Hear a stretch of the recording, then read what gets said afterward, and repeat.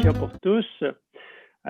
Compte tenu de la période actuelle de COVID depuis le mois de mars, ça fait déjà presque un an, c'est incroyable. Alors, cette période-là nous amène à repenser un peu nos méthodes d'entraînement individuellement, vous tous. Et on a reçu beaucoup de demandes pour en fin de compte, comment est-ce qu'on pourrait aider les membres dans la pratique du boccia, puis aussi afin de les tenir motivés. Alors, ce qu'on a décidé de faire, c'est une capsule, une fois par mois, sur des sujets, des thèmes que vous nous avez proposés ou que certaines personnes d'entre vous nous ont proposés, mais également, on est super ouvert parce que l'agenda n'est pas fermé. Donc, on peut, si vous avez des idées de thèmes, envoyez-nous-les et à ce moment-là, on va les inclure. Pour cette première capsule, ce qu'on va faire, c'est qu'on va faire une présentation, mais d'abord et avant tout, je tiens à dire que ça se peut qu'il y ait des petits délais parce qu'on est 3 et il va falloir se partager l'écran. Donc, ça se peut des fois qu'il y ait, des petits moments que ce soit un petit peu plus long. Orientation de la première capsule. Pour la première capsule, on a décidé d'y aller davantage avec quelque chose de super concret, c'est-à-dire de revisiter tous les types de lancers et de bien construire une séance d'entraînement. Pourquoi qu'on est allé vers ça? Parce que un des gros problèmes quand on s'entraîne seul, c'est de refaire toujours la même chose, de garder la même séance d'entraînement pendant des mois, d'entraîner uniquement qu'est-ce qu'on aime. Ça, c'est un gros problème majeur. Et, en tout cas, de vous donner des petits trucs. Ah oui, autre chose aussi, cette séance-là va être enregistrée.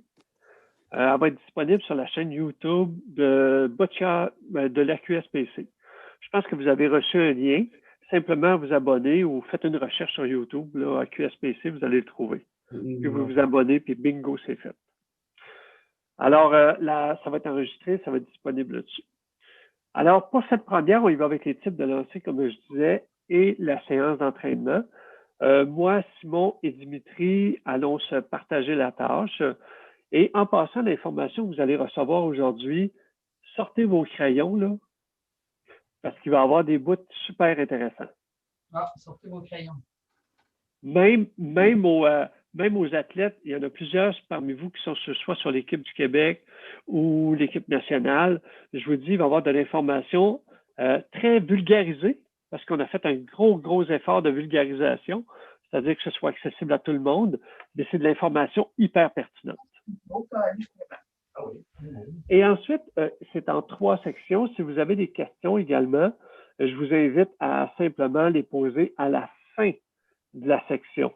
Attendez pas à la fin du Zoom, à la fin de la section. Comme Dimitri va présenter sa section, tout de suite après, vous posez des questions. Les gars, est-ce que vous avez quelque chose à rajouter? Non, c'est pas mal parfait. Tu as précisé hein, qu'elle allait être enregistrée, le Zoom. Excellent. Que les gens soient tranquilles. Alors, pas de nom, Moi, Simon? Je donne pas de nom, là, mais juste qu'il y ait un qui soit bien clair que c'est enregistré et que le monde entier va voir ça. Ah, OK. T'es-tu en train de dire qu'on va dévoiler nos secrets d'entraînement, toi, là? Alors, il me fait plaisir pour cette première partie d'accueillir l'incroyable nouveau père de famille. Oui, c'est à moi, hein, je pense. Bruno.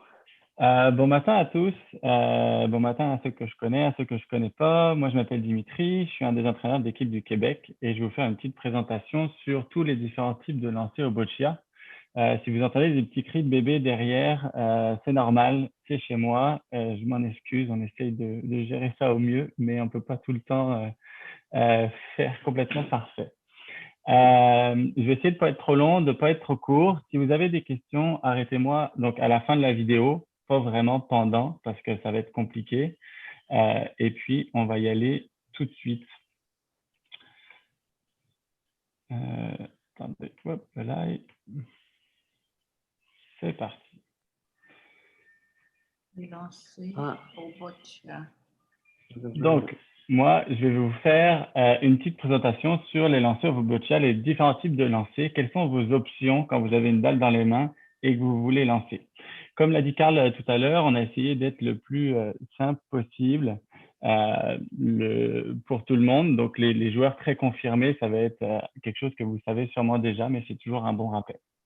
Donc, le premier lancer au boccia, la première chose qu'on doit faire quand on veut jouer, c'est lancer sa première balle.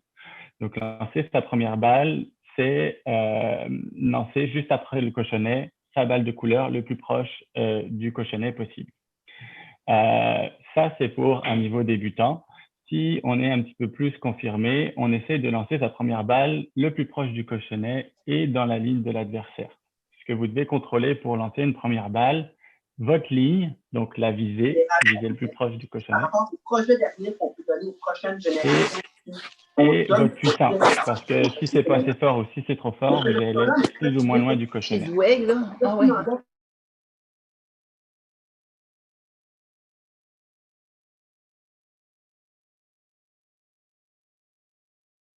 Oh, Dimitri, on t'entend plus.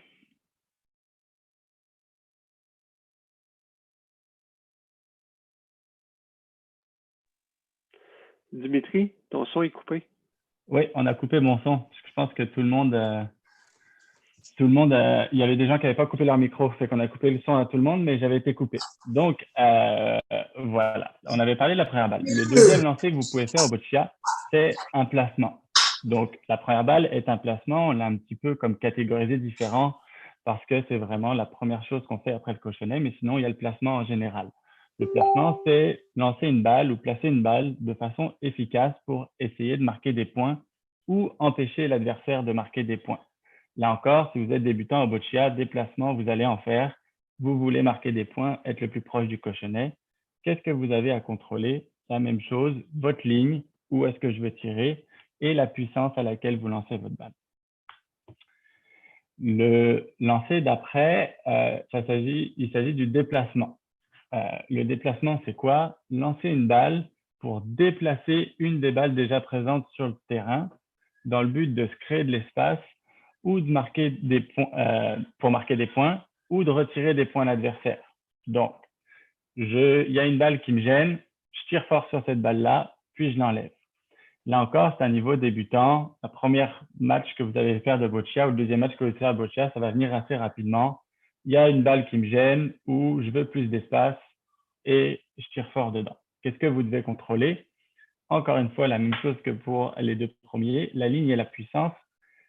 Mais si vous êtes un peu moins débutant, un peu plus intermédiaire ou confirmé, pour le déplacement, après, vous allez pouvoir contrôler où est-ce que je veux taper dans la balle pour faire s'envoyer cette balle-là, plutôt à gauche, plutôt à droite. Donc, ce qu'on appellera le point d'impact. Un autre coup qu'on peut faire au boccia, là, on parle plus d'un niveau intermédiaire. J'ai déjà fait quelques games de boccia, je fais mes placements, je fais mes déplacements. C'est la poussée. La poussée, c'est quoi? C'est lancer une balle directement sur une autre balle qui est déjà sur le terrain pour la faire changer de place. En gros, on se sert d'une balle déjà présente sur le terrain en la poussant. On veut la rapprocher d'un espace, en général la rapprocher du cochonnet. Qu'est-ce que vous devez contrôler? Votre ligne et votre puissance, mais c'est un niveau intermédiaire parce que il faut déjà avoir une réflexion de comment on peut marquer des points. Alors oui, je peux lancer ma balle, mais je peux aussi me servir des autres balles qui sont sur le terrain.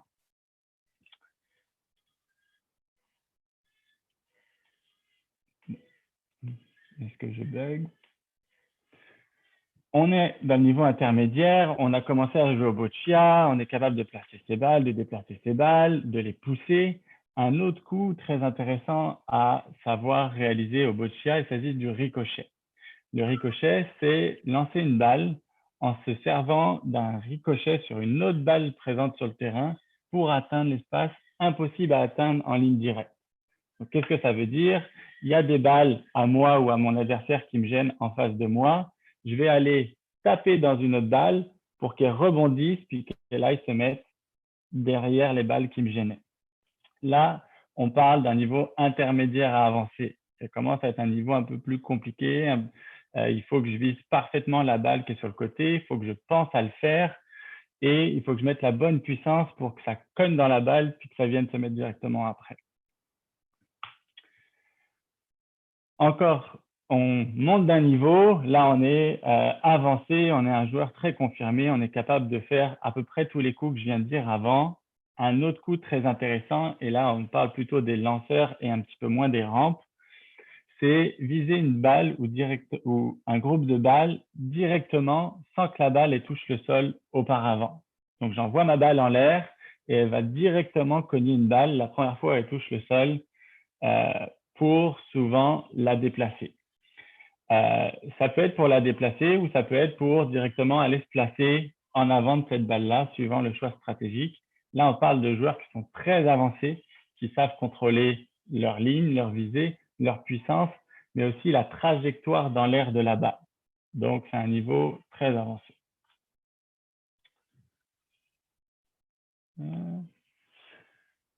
Un autre coup pour les joueurs qui sont très avancés puis qui savent contrôler leur ligne, leur puissance, c'est ce qu'on appelle le pouce et culbute.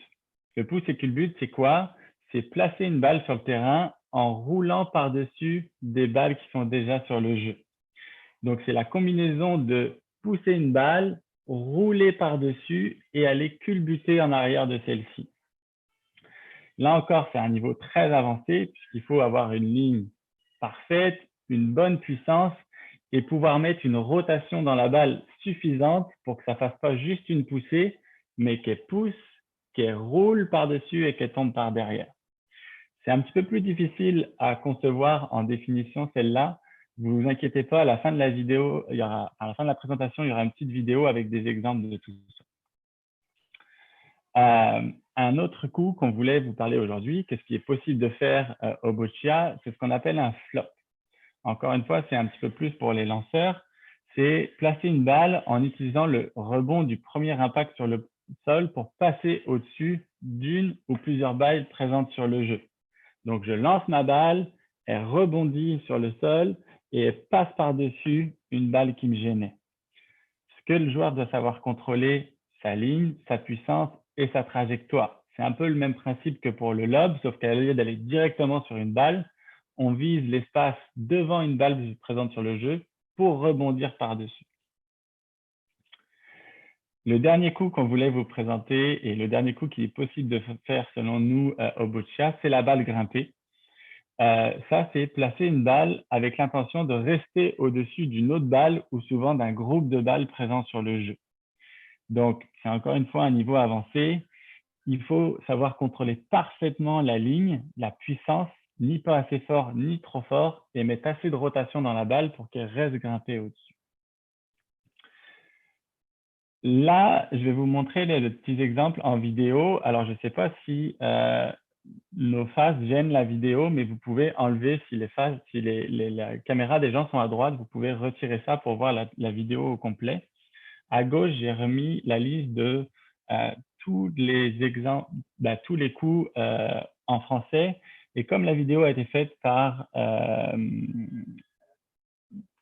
Beachfield, qui est maintenant Boccia World, ça va être en anglais. Donc, vous avez la définition en anglais qui se rapporte en français. Et je vais la lancer maintenant. Donc, la première balle qu'on lance juste après le jack, on veut venir la coller au plus proche du jack. Puis là, vous voyez des athlètes de très haut niveau qui font des premières balles parfaites. Mais même quand on commence le boccia, on veut venir se mettre le plus proche du cochonnet. N'importe qui fera ça. Sur celle-là, c'est très intéressant, puis je vais arrêter rapidement. C'est qu'on voit une première balle plus d'un niveau débutant, mais plutôt d'un niveau très avancé, où le joueur n'a pas décidé de mettre la première balle juste en face de lui, mais juste en face de son adversaire pour vraiment venir cacher le cochonnet au complet. Puis ça, c'est ce qu'on cherche dans une première balle d'un niveau très avancé.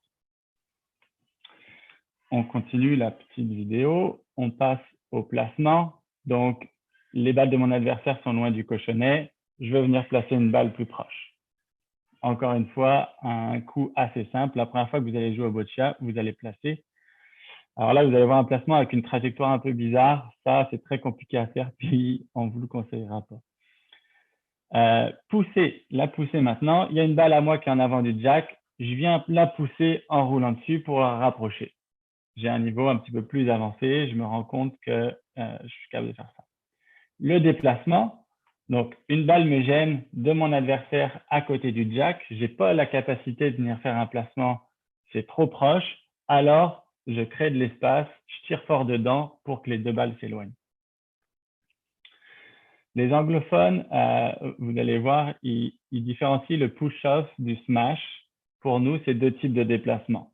On tire fort dans une balle ou dans un groupe de balles pour les éloigner au maximum du cochonnet.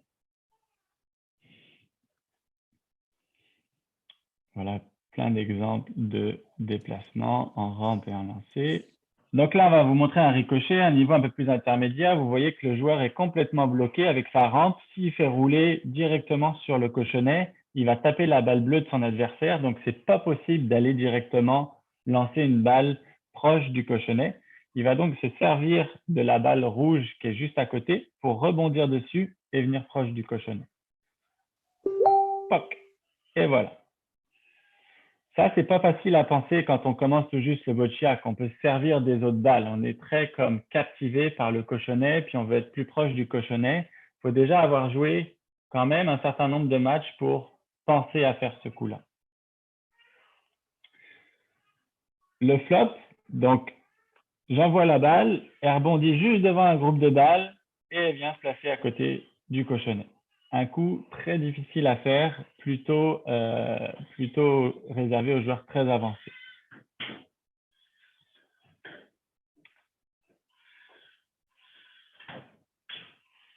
La balle grimpée, hop, on vient grimper sur un groupe de balles. Ça, c'est plus il y a de balles en tas, plus c'est facile. S'il y a une seule balle, c'est compliqué de grimper au-dessus, mais là encore une fois, c'est un coup pour des joueurs qui sont plutôt très avancés. Le lob, dernier coup qu'on va voir, j'envoie ma balle directement sur la balle que je veux déplacer. Là, on va voir un autre lob d'un joueur canadien un peu connu, je ne sais pas si vous le connaissez, mais le cochonnet est proche de toutes les balles bleues. Lui, il joue en rouge. Et il se dit que le meilleur coup pour déplacer le cochonnet puis faire de l'espace, c'est d'aller directement taper le cochonnet. Et pouc, voilà. La vidéo est terminée. Maintenant, je vais vous dire comment réussir tous vos lancers. Donc, comment vous réussir tous vos lancers? Les ingrédients pour la potion magique. La première chose, c'est se donner le droit de rater. Quand vous allez travailler vos lancers à l'entraînement, vous n'allez pas tous les réussir du premier coup. Ça peut être très frustrant. J'essaye des lobes, j'arrive aucun lobe. C'est fatigant. On n'aime pas ça rater, on n'aime pas ça échouer. Ça, tout le monde est pareil. Mais ce n'est pas parce qu'on rate qu'il ne faut pas le faire. Parce que plus vous allez le faire, moins vous allez rater. Travaillez vos lancers faibles autant que vos lancers forts. Donc là, vous avez vu, on a tous les types de lancers, on les a énumérés. Donc, vous pouvez les noter sur un petit papier. Il y a tout ça que je suis capable de faire. Vous pouvez juger un petit peu vous-même, ça, je suis plutôt bon, ça, je suis plutôt moins bon. Il faut travailler les deux. Si vous travaillez juste les choses bonnes, vous allez vous améliorer là, mais vous ne serez toujours pas capable de tout faire. Planifiez votre entraînement. Donc là, j'ai une année d'entraînement. Ce mois-ci, je vais plutôt travailler mes placements. Le mois prochain, plutôt les déplacements. Le mois d'après, les lobes, etc. Mais ça, on y reviendra dans les présentations qui suivent. Le 100%, ça n'existe pas. Jamais vous allez réussir 100% de vos lancers. On aimerait ça. Tout le monde aimerait ça, réussir tous ses coups tout le temps. Ça n'arrive jamais, même aux meilleurs. Les meilleurs se rapprochent du 100%, mais ça n'existe pas. Et enfin, s'entraîner, s'entraîner et s'entraîner. Voilà comment vous allez réussir le plus de lancers possible. Il n'y a pas de recette magique, miracle. Il faut s'entraîner. La présentation se termine ici. Je ne sais pas si vous avez des questions. Hop.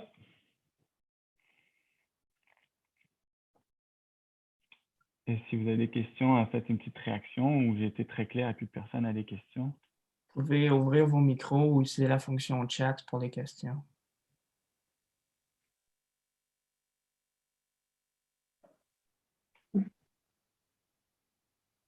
Il y a plusieurs, Dimitri, il y a plusieurs lancers qui ont juste une petite différence très, très subtile, là. Exactement, exactement.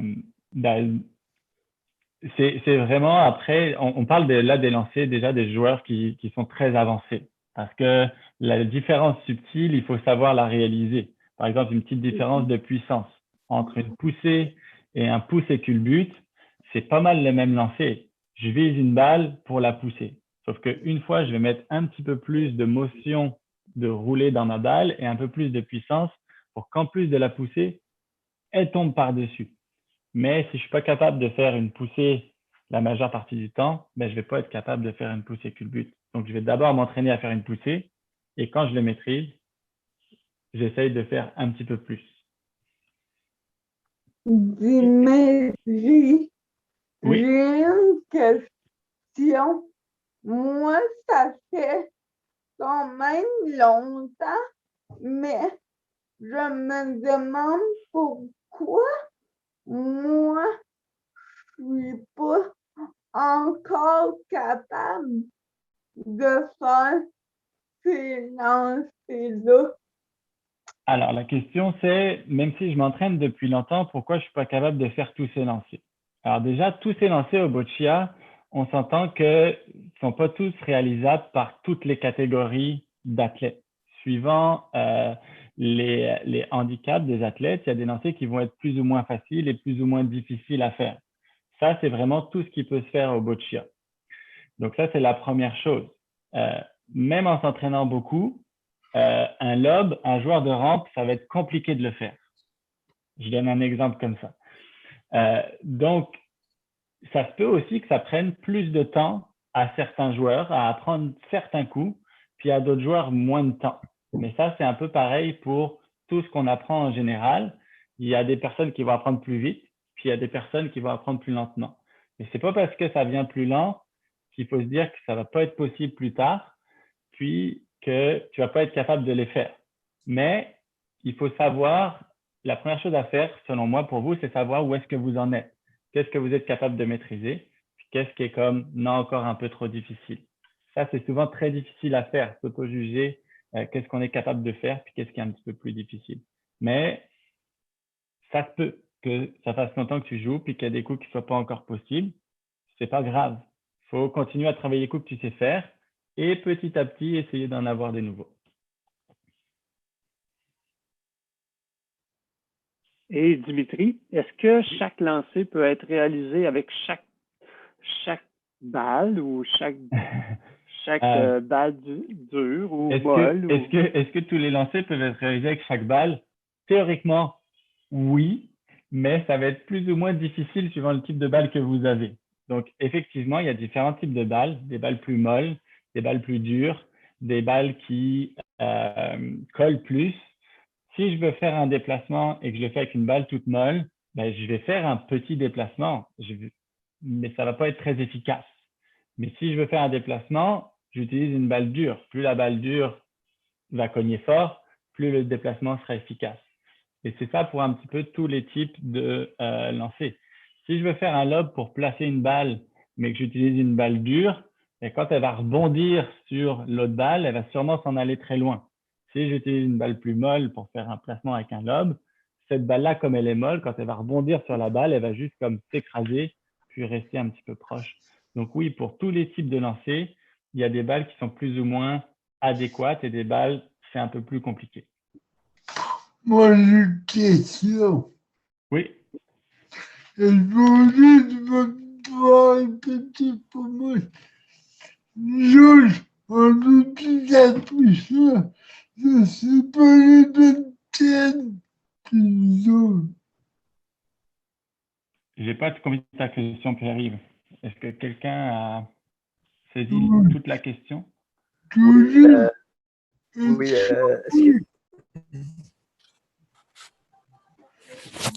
Pierre-Yves, je peux compléter, j'ai compris.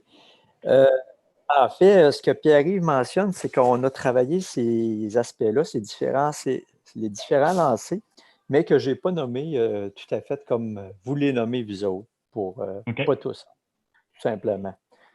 OK. C'est ça, Pierre-Yves? Oui, Oui. Puis l'autre aspect que je pourrais dire aussi, on parlait que c'est Mademoiselle Larousse qui disait qu'il ne réussit pas à faire toujours ses lancers. Un des problèmes, moi, que je vois, c'est que souvent les joueurs, quand ils veulent faire des déplacements, puis que ça demande de la force, bien, ils ont peur de mettre de la force ou ils ont peur d'utiliser les extensions jusqu'au maximum pour aller faire des déplacements. Alors, on dirait qu'ils ont peur de bouger le jeu, de se tromper. Puis, il y a toujours cette question-là de peur qui arrive. J'ai vu ça assez régulièrement aussi avec les joueurs de rampe qui disaient qu'ils n'utilisent pas les maximum les extensions. C'est sûr que quand on débute, quand on veut faire un déplacement, ce qu'on veut, c'est déplacer au maximum. Je pense qu'il ne faut pas se poser d'autres questions. Je débute le boccia, il n'y a pas assez d'espace, je veux me faire plus d'espace, j'y vais le plus fort possible pour éclater. Puis plus j'arrive à faire ça régulièrement, plus après, je vais me poser d'autres questions. Oui. Est-ce que je veux vraiment écarter le jeu au maximum ou est-ce que c'est plus à mon avantage de l'écarter moyennement? Mais ça arrive après, une fois qu'on a fait comme déjà la base de se faire de l'espace pour pouvoir marquer des points. En termes de dénomination, c'est pas mal les termes qui sont utilisés par Boccia Canada au Canada. Bisfeld, World Boccia a sorti, je pense qu'il y a 1 an ou 1 an et demi, leur dénomination internationale, qui est bien sûr anglophone, mais pour essayer que tout le monde parle à peu près la même chose. Cela dit, il y a encore des petites différences. C'est pas grave. Si vous savez à quoi se rapporte le nom que vous utilisez, c'est pas la fin du monde. Peut-être compléter, Dimitri, ici, il faut comprendre aussi que, bon, pour ceux qui ne connaissent pas BISFED, c'est la Fédération internationale de boccia. Faut comprendre aussi que le boccia est maintenant présent dans près de 80 pays affiliés qui ont, pour la plupart, leur propre langue. Plusieurs années, on n'avait pas là, un glossaire de termes précis. Alain est là. Avec le temps, les années, il y a différents types de lancers qui sont inventés par différents athlètes. Donc, c'était le désir là, d'avoir une dénomination officielle pour chacun des termes. C'est sûr que chacun dans son club, dans sa région, peut peut-être utiliser des mots qui sont différents. C'est sûr que nous, avec le temps, on va essayer de mettre en place là, un langage commun pour que tout le monde puisse se comprendre et parler le même langage. merci. De rien. Il y avait Éric Lefebvre dans le chat qui nous disait « Il faut qu'on connaisse nos forces ». Je pense que ça faisait réponse avec ce que Mme Larose nous disait tout à l'heure. Et tu as Danny Pouliot qui a levé la main. Oui, OK. Est-ce que vous nous entendez? Oui, super. OK. Moi, ce serait pour savoir pour Danny, comment est-ce qu'on peut faire pour le lancer, pour avoir la force dans notre lancer, dans son lancer? Ça, c'est très compliqué. Puis, je reviens un peu à la réponse que j'ai faite, c'est que tous les athlètes n'ont pas la même force. Okay. Il y a des athlètes qui vont avoir plus ou moins de force. Après, comment avoir plus de force? Je dirais qu'il faut s'entraîner plus et puis essayer d'avoir le geste parfait avec les capacités qu'on a, mais essayer d'avoir le geste parfait. Et ça, comment on le fait? Ben, on s'entraîne puis on regarde. Si je mets mon bras un petit peu plus en arrière, ça va un petit peu plus loin. Si je mets mon bras un petit peu moins en arrière, ça prend beaucoup de temps. Ça. Okay. Je reviens je fais le lien avec une question qu'on avait eue en commentaire. Combien d'heures par semaine il faut pour maîtriser les lancers ou pour changer mes lancers pour qu'ils soient plus efficaces? Ça prend beaucoup de temps. Et il y a des joueurs qui n'auront pas beaucoup de puissance puis qui savent que le lob, c'est pas possible pour eux. Okay. C'est pas possible d'envoyer la balle aussi loin. Donc, à ce moment-là, on se pose la question, quelle alternative à ce lancer-là je peux faire pour essayer d'être le plus efficace possible quand même? Parce qu'il faut vraiment que sa balle, quand elle tombe le plus loin possible de lui pour qu'elle roule plus longtemps, j'imagine? Ça dépend. Pas forcément. Ça dépend de la trajectoire. Si on veut de la puissance, mais que la balle part très haut et puis rebondit quasiment à angle droit sur le sol, elle ira pas très loin. Okay. Alors que si je la lance pas très loin, mais qu'elle tape tout de suite le sol puis qu'elle roule très, très vite, elle peut aller plus loin. Donc là, je dirais que c'est très difficile de répondre à tout le monde individuellement parce que ça dépend vraiment du type de lancer de chaque athlète, de comment il lance, puis de son handicap finalement. Ah, OK, merci. OK. Alors, C'est la merci pratique. beaucoup. C'est la pratique. La pratique, hein? Exactement. Merci. On va souvent Alors, parler merci beaucoup, Dimitri. On va, comme je vous disais, de sortir vos crayons parce qu'il y a quand même beaucoup de matière là-dedans.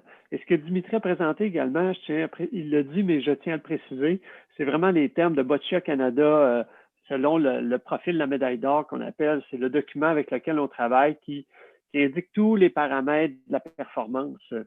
Et ça inclut physique, psychologique et également les types de lancers. Alors là, maintenant, on vous a donné des idées sur quoi vous entraîner. C'est-à-dire des idées, OK, je pourrais entraîner ça, je pourrais entraîner ça. Et maintenant, on va parler de quelle façon l'entraîner.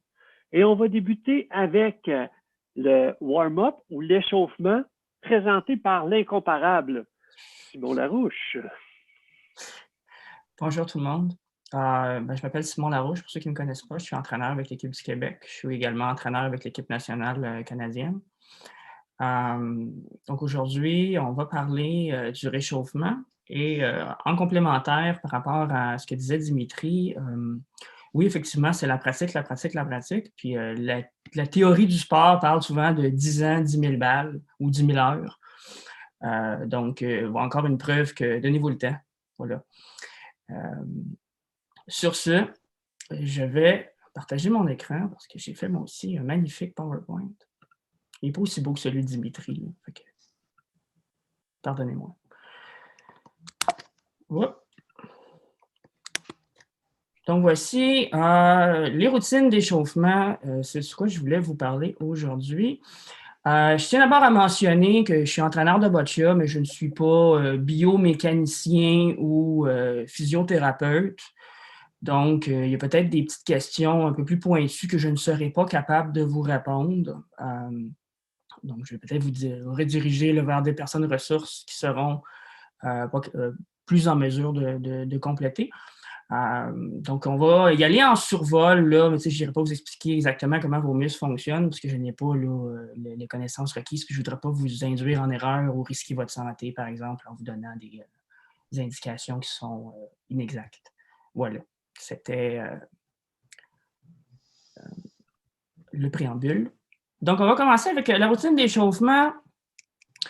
Si jamais vous avez des questions tout au long, s'il vous plaît, les mettre peut-être dans le chat. Puis Dimitri, tu peux me mentionner si jamais il y a des questions à ce niveau-là, s'il te plaît.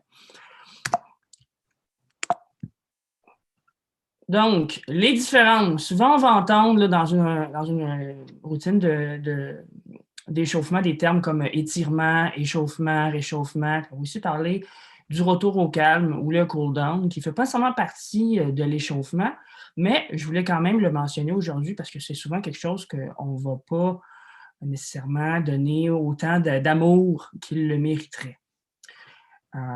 Puis pour moi, bon, c'est un peu, ça va de pair. Là, on a l'aspect introduction, l'aspect conclusion, j'aime ça les mettre comme ça, qui vont venir emballer notre entraînement. Donc, on va commencer d'abord par définir chacun des termes qu'on voit ici avec l'étirement. Donc, l'étirement, ça réfère à une façon de solliciter la propriété élastique du muscle. En d'autres mots, l'étirement sert à allonger le muscle en plus grande amplitude qu'au repos. Il faut comprendre qu'au quotidien, faire un même mouvement ou être à une longue période de temps là, dans la même position, ça peut amener des tensions, ça peut amener de la douleur. Donc, parfois, on va avoir des athlètes qui ne sont pas nécessairement capables de par eux-mêmes de mobiliser un muscle, mais qu'avec, par exemple, un petit peu d'aide ou un support, vont pouvoir bouger, par exemple, le bras dans chacune des directions pour aller stimuler, par exemple, l'articulation, les muscles qui sont notamment non sollicités par un mouvement qui serait dans leur contexte à eux, leur mouvement naturel. Donc, ça aide ça à prévenir là, certaines douleurs, aussi certaines blessures. L'échauffement, donc on parle ici d'une période d'échauffement, c'est fait en début d'une séance d'entraînement. C'est une période là, qui est nécessaire à chacun des entraînements afin de préparer le corps à l'effort physique. Donc, en faisant ça, on va augmenter notre rythme cardiovasculaire, ça va envoyer là, du sang dans nos muscles, ce qui va nous donner plus d'oxygène à cet endroit-là. Donc, en résumé, c'est ça, c'est une période d'activation où on va passer d'une période d'un état de repos à un état dit d'entraînement. Ensuite, on a souvent aussi échauffement, réchauffement. On va entendre les deux termes. Le réchauffement, c'est un terme plus familier qui est surtout utilisé à l'oral. Parce que dans les faits, réchauffer, ça implique que c'est devenu froid. Puis normalement, quand nos muscles sont froids, on est mort. Le terme réchauffement, là, ça pourrait s'appliquer, mettons, dans un contexte où est-ce qu'on a fait un premier entraînement, mettons, dans l'avant-midi, puis qu'on va faire une deuxième séance d'entraînement, mettons qu'on est en camp d'entraînement avec notre équipe. Donc là, c'est ça. On va dire qu'on va ramener là, une nouvelle fois là, un état d'échauffement. Voilà. Le retour au calme, pour conclure. Le principe, la seule fonction d'un retour au calme, c'est de faire la transition d'un état d'activité intense à un état de repos. On peut faire plusieurs choses au boccia, méditation, il y a certaines applications pour ça, relaxation, avec la respiration, visualiser, ou faire des récapitulatifs avec notre entraîneur ou nos partenaires d'entraînement, c'est-à-dire qu'est-ce que j'ai retenu de ma session d'entraînement aujourd'hui. Il y a plusieurs autres choses. Je vous ai mis ici là, les principaux. Si vous avez des choses que vous faites, que vous voulez partager, on peut le faire peut-être à la fin de la présentation. Aussi, le terme « cool down » va être utilisé en référence à une période de récupération entre deux exercices intenses ou entre des séries du même exercice. Je donne l'exemple. On va faire, par exemple, une série de 6 lancers de type déplacement. À 5 mètres, on va utiliser beaucoup de puissance pour faire ça. Après cette série-là, on va prendre une minute de récupération. Certains athlètes, je vais leur demander « compte-moi une blague, tu as une minute », puis je vais donner un thème aléatoire. C'est pas obligé de faire ça, c'est juste une manière un peu humoristique des fois que je vais faire ça pour que les athlètes ils prennent bien leur minute au complet. Puis par exemple, on va répéter ça 3 fois. Donc, une série, une période de récupération, on recommence, on fait ça par exemple 3 fois. Encore là, c'est purement un exemple. Ça vous donne un peu l'idée. On passe donc de actif à statique et on revient actif. Ça évite de faire ça trop serré et d'avoir des douleurs ou de la fatigue là, rapidement au début de l'entraînement, par exemple. Donc, tout bonhomme demande « OK, fait que c'est quoi ça? » En résumé, on entend donc par échauffement que ce sont toutes les mesures qui permettent d'obtenir un état optimal de préparation physique et motrice, psychique également, et que ce soit dans un contexte d'entraînement ou un contexte de compétition. Pourquoi vous demandez? Eh bien, l'échauffement, ça accélère progressivement votre système cardiovasculaire, ça augmente la température de votre corps et le flux sanguin dans vos muscles. L'échauffement peut également aider à réduire les douleurs musculaires et à réduire le risque de blessure, donc en prévention de blessure, voilà. Et la récupération ou le cool-down, à la fin, permet une récupération progressive de votre fréquence cardiaque et de la tension artérielle. Donc, on va ramener le corps à un état normal d'activation de façon progressive à la fin. Pour nos amis BC3, certainement, une question qui revient souvent, c'est « Ouais, mais moi, je ne bouge pas. Qu'est-ce que je peux faire? » Eh bien, il y a quand même des étirements au niveau du cou un peu qu'on peut faire, étirer les membres avec l'aide de notre partenaire de performance ou notre assistant sportif. Mais également, l'aspect mental de l'échauffement. Donc, c'est utile à l'athlète pour entrer dans sa zone. Hein? On dit en anglais « put your head in the game ». Donc, voilà, ça amène aussi un sentiment de confiance, de se sentir prêt et alerte face à la tâche qui va être demandée. Et dans un contexte de compétition, ça peut être aussi l'opportunité pour un entraîneur de rappeler les éléments tactiques et stratégiques à mettre en place contre un futur adversaire. Également, c'est aussi l'opportunité d'ajuster l'équipement à la surface ou de tester des nouvelles balles qu'on voudrait ajouter dans notre jeu éventuellement. Pour les BC3, ça permet de faire de la calibration. La calibration, c'est doser et prendre en note sur la puissance qu'on a besoin pour chacune des balles par rapport à la hauteur dans la rampe. Donc, si par exemple, je le mets à 10 cm d'élévation dans ma rampe, à quelle distance va se rendre sur le terrain, et on va le noter un peu. Ça, c'est très spécifique à la catégorie BC3, mais je voulais quand même le mentionner ici. Ensuite, à un entraînement aussi, on peut revoir le choix de balle, un peu comment nos balles vont réagir à une surface. Par exemple, on est en compétition, c'est un terrain sur lequel on n'a jamais joué, on peut remarquer peut-être qu'une balle roule moins bien. peut-être la changer pour une autre. Il y a certains athlètes qui amènent plus de balles en compétition pour avoir du choix. C'est quelque chose qu'on peut faire ici. Puis encore là, bon, il y aurait probablement plusieurs autres choses là, qu'on peut faire, que vous avez peut-être en tête que je n'ai pas mentionné. Je vous invite à le faire à la fin. Voilà. Donc ici, on a un exemple de routine d'échauffement. J'ai rendu la personne anonyme sous le nom de Monsieur, Madame.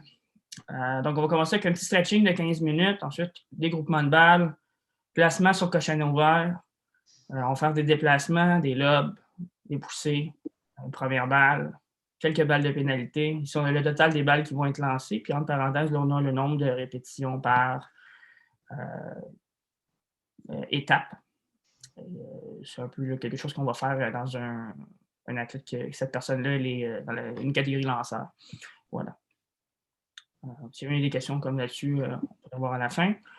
Donc, en conclusion, conseil d'entraîneur, être conscient que dans un échauffement, les besoins de chacun sont différents.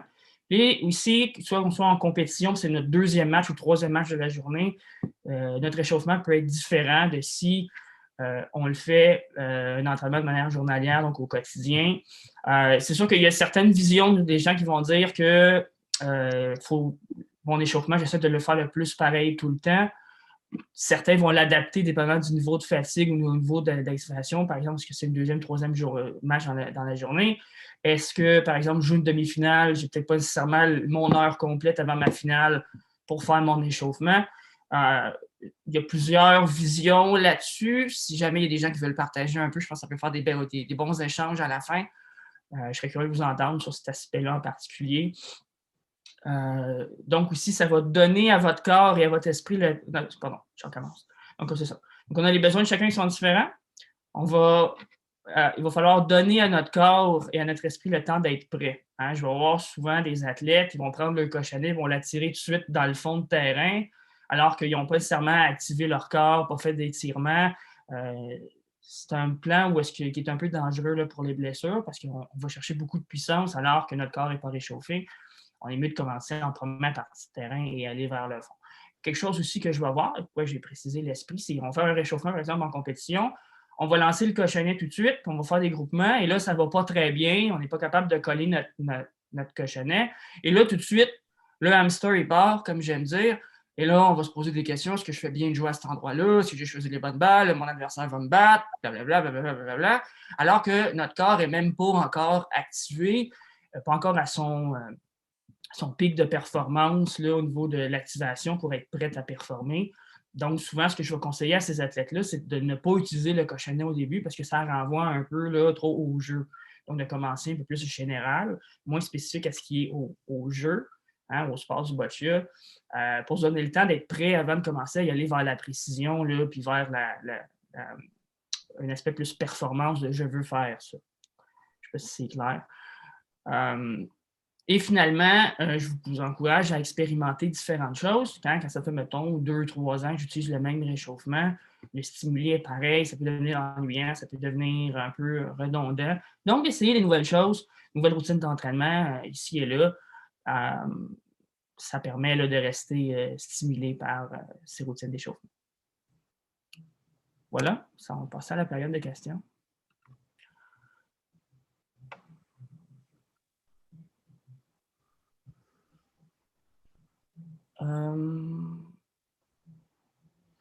J'ai une question pour toi, Simon. Parfait. On avait Éric Lefebvre aussi dans le chat. Mais,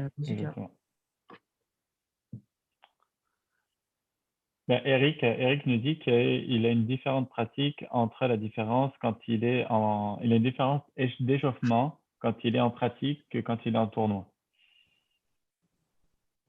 Je ne sais pas si tu vas rebondir là-dessus, Simon.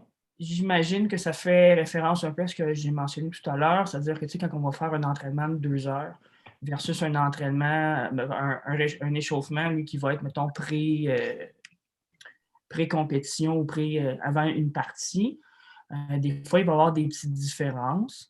C'est sûr que moi, je vais t'encourager à ce que ce soit une version peut-être écourtée de ton échauffement, mais qu'à l'intérieur, il y ait ce qui constitue cet échauffement-là raccourci, ce soit des éléments de ton échauffement complet. Pour être sûr que tu refais des choses que ton corps connaît que tu sais qui fonctionnent pour toi. Des choses, en fait, qu'on a mis en place à l'entraînement. Je pense que c'est un petit peu un piège peut-être d'y aller avec quelque chose de complètement différent en compétition. On essaie toujours de mettre en place qu'est-ce qu'on a travaillé à l'entraînement en compétition. Des fois, par contre, il y a des contraintes de temps. Là, on a mentionné tantôt, on peut avoir une demi-finale puis la finale. On a juste 20 minutes au lieu d'une heure, puis notre routine d'échauffement dure 1 heure normalement. C'est là où est-ce qu'il faut avoir quelque chose d'adapté à ces différentes situations-là. Il n'y a pas toujours aussi l'espace physique lors de tournois aussi pour faire des entraînements, des lancers aussi. C'est ça. Dépendamment, bon, ça dépend un peu là, des infrastructures. Il y a toujours moyen, par contre, là, d'aller, par exemple, faire des étirements qui ne m'ont pas demandé de lancer des balles. J'ai déjà vu en fait, certains des athlètes ont déjà lancé des balles dans un corridor d'hôtel ou dans un corridor dans l'avenue, le site d'entraînement, le site de compétition, pardon. Je pense que c'est un peu quelque chose qui revient souvent, la débrouillardise pour performer dans le monde du boccia. Il faut être capable de se virer de base sur un 10, comme on dit, puis trouver des alternatives. Donc, peut-être des fois d'avoir un plan B, un plan C, un plan D. Sinon, la visualisation, ça fait un long bout de chemin. Les étirements, c'est pas quelque chose qui demande un gros espace non plus. Juste s'activer physiquement. Des petites choses comme ça qu'on peut faire là, qui sont payantes lorsqu'on ne peut pas nécessairement peut-être lancer des balles sur un 10 mètres de longueur. Au moins, comme ça, on n'arrive pas à froid sur notre terrain.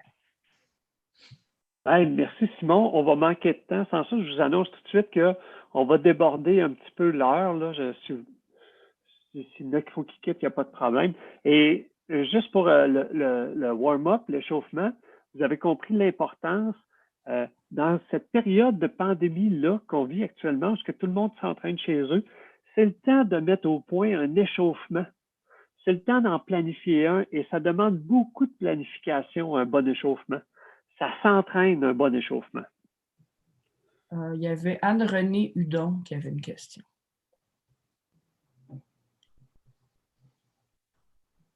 Oui, en fait, moi, là, est-ce que tu m'entends? Oui, je t'entends très bien. OK. En fait, moi, je suis nouvelle dans le boccia. Mm-hmm. Et là, moi, si je n'ai pas l'équipement, mais que j'ai, admettons, envoyé un courriel avec ma mère, est-ce que je devrais le recevoir bientôt? Et qu'est-ce que je pourrais faire si je suis dans un 3,5, un appartement adapté pour jouer, en fait, si je suis seule? OK, il n'y a pas de problème. C'est une question qui est intéressante. C'est sûr que pour là, si tu as commandé de l'équipement là, à la QSPC, je ne suis pas peut-être nécessairement la meilleure personne pour répondre au niveau de ce qui est les délais de livraison. Après, un coup que tu vas avoir ton équipement à la maison, on a, nous, une liste d'activités, d'exercices qu'on peut faire. Avec certaines dont on a fait des vidéos qu'on pourrait te faire parvenir. OK, oui, j'aimerais bien ça parce que moi, c'est ça, là, j'aimerais un coup que je vais le recevoir en main. Essayer justement de peut-être me faire donner des petits défis, me dire de faire un peu comme un visioconférence là, mais admettons, essaye de lancer, admettons, la plus forte ou autre, parce que moi, je suis assez forte quand même. Puis en même temps, de quoi vont avoir en l'air les balles, même si moi, je ne les vois pas dans la valise. Ah, d'accord. OK. C'est ça que je voulais savoir parce que moi, c'est vraiment la première fois que je vais avoir ça. D'accord. Écoute, c'est intéressant. C'est sûr, bon, on pourra peut-être en rediscuter là, ensemble là, pour les petits détails de tout ça, pour ce qui est du matériel. Peut-être tantôt, ça? C'est sûr que bon, il y a plusieurs balles qui existent. Je ne sais pas exactement comment, encore une fois, je ne suis pas au courant de qu'est-ce que tu as acheté exactement ou qu'est-ce que tu as demandé. Là. Moi, c'était avec ma mère que j'ai fait ça tantôt. Mais non, pas tantôt, mais Récemment. récemment, j'ai essayé de le faire avec ma mère. Là, il est commandé, mais on n'a pas encore reçu. Puis habituellement, ce serait moi qui devrais l'avoir D'accord. OK. ici à l'appartement. C'est de par la... Pardon? C'est Chantal Fournier. Écoute, je peux peut-être t'aider. C'est quelque chose que Francine et moi, on a vu passer pour qu'Anne-Renée puisse bénéficier d'un kit de bal. Francine, tu peux peut-être m'aider. On a vu passer ça là, chez, je ne sais pas sur quel, on a eu l'information. Puis c'est ce genre de kit de bal-là. On ne le connaît pas nous-mêmes. Ce n'est pas quelque chose qu'on a. À ce moment-là, ce seraient les balles qui ont été données par l'Association canadienne. Oui. C'est un bon kit pour débutants. Moi, je n'ai pas eu la chance de les manipuler ou de les voir exactement, mais je pense que pour Anne-Renée qui débute, c'est du bon matériel. C'est sûr que toi qui n'as jamais joué, je te conseille, tu commences avec ça, puis tu vas, en travaillant avec, découvrir qu'est-ce que tu préfères.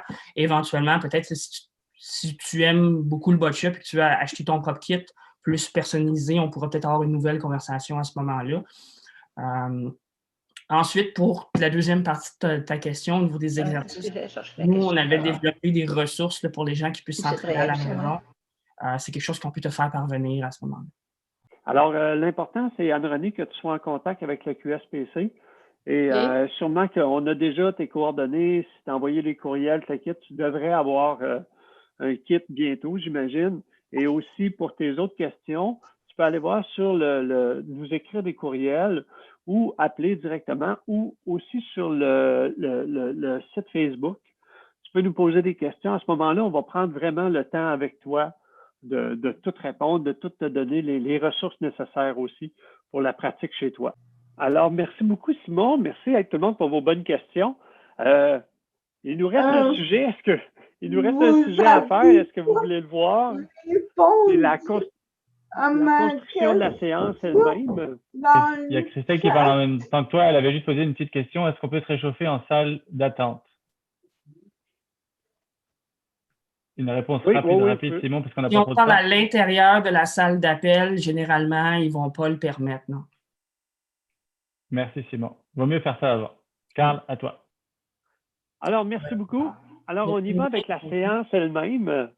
Est-ce que je peux avoir le contrôle? Ça, c'est quelque chose que j'aime. Partager l'écran. Attendez. Oh, yes.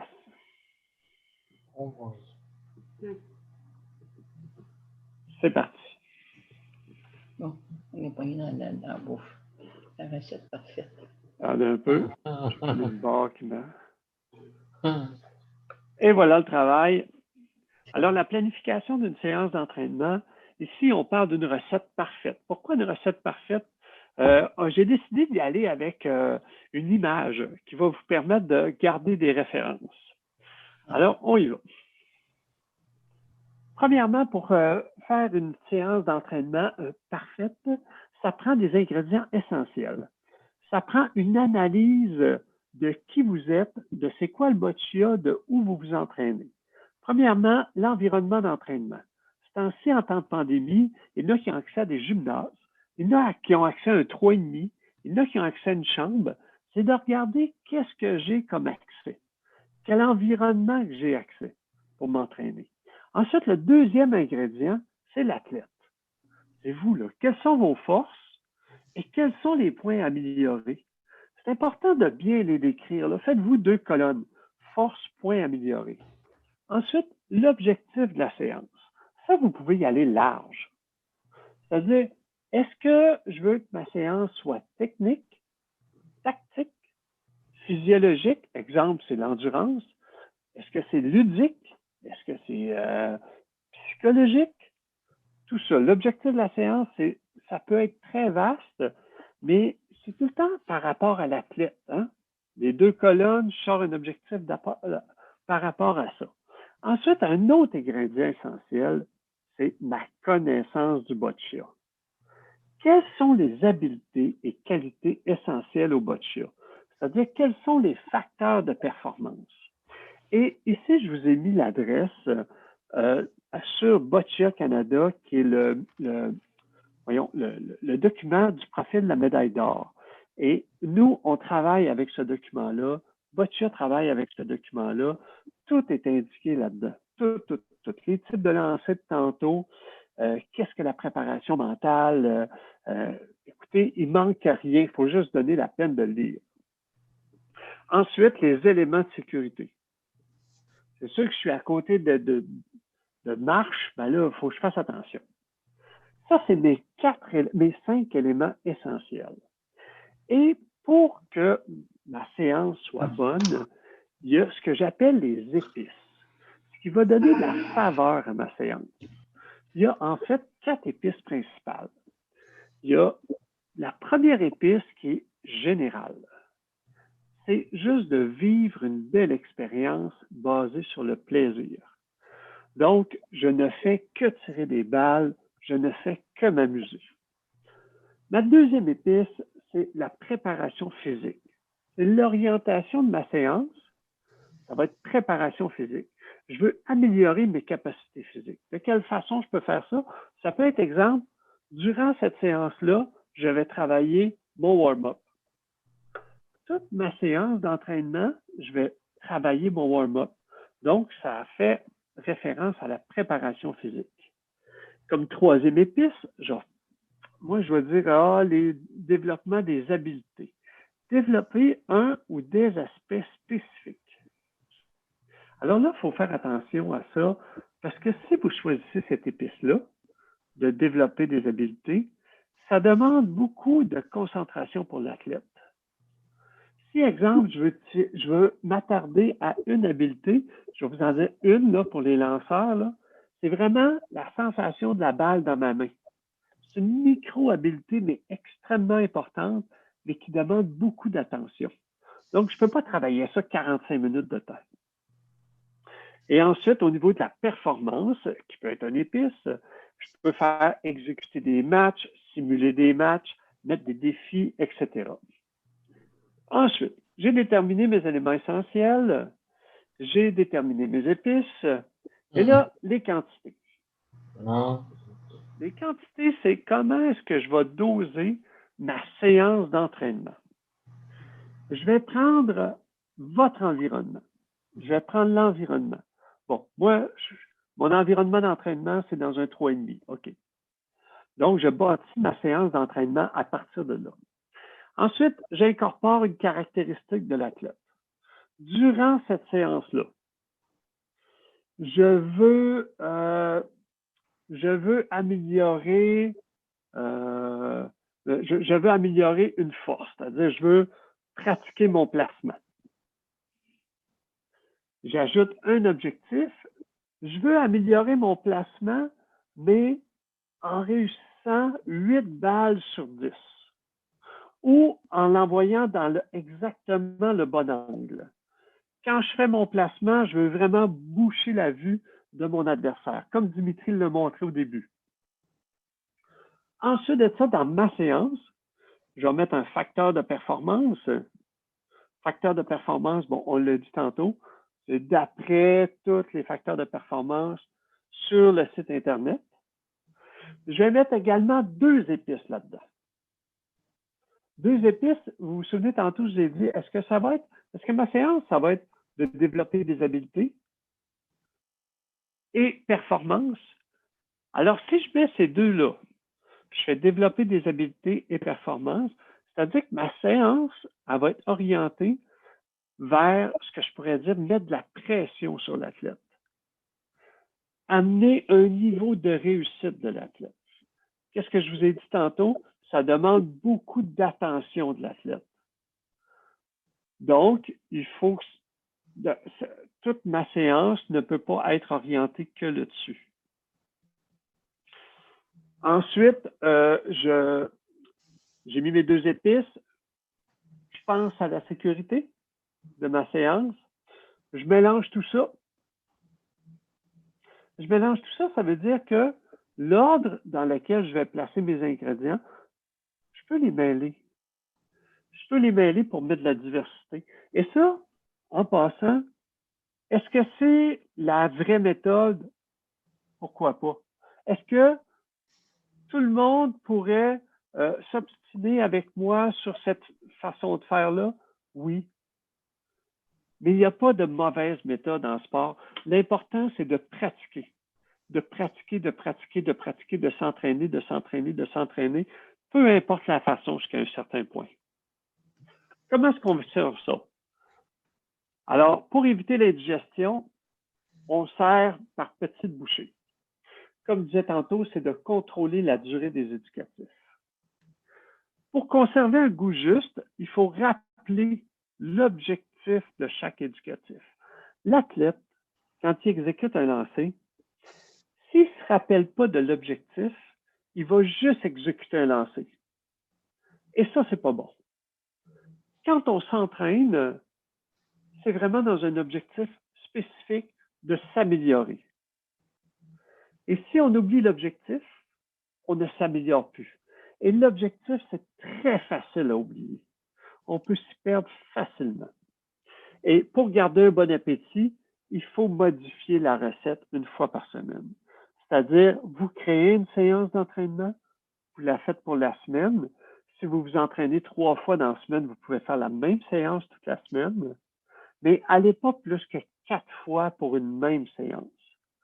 Sans ça, on perd le goût, on perd le goût de s'entraîner, on perd également l'objectif pour lequel on s'entraîne.